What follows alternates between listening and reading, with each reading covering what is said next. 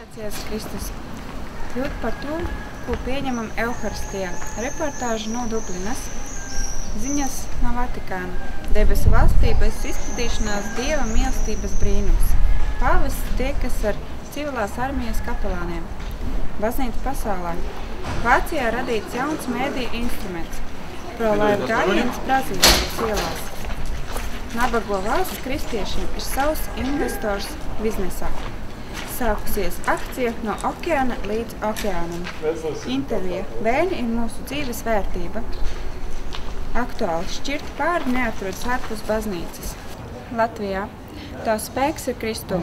Rīgas diecēzē jauns diakons. Rīgas arhidiecēzē 3 priesteriem piešķirti jauni nomināti. Cilvēku izdomātais un mūžīgais Dieva likums, kuram klausīt. Jaunas grāmatas, Dievs un tā tēls, un kad garām iet Kristus.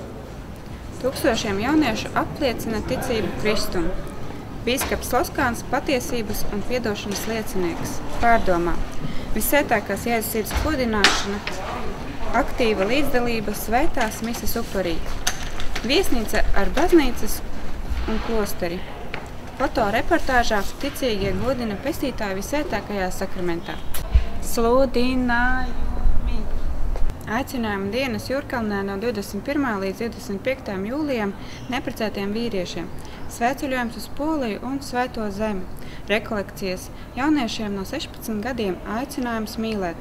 27. jūnijā pie māsām kalponēm kopīgi aicinām aizlūgt par slimniekiem.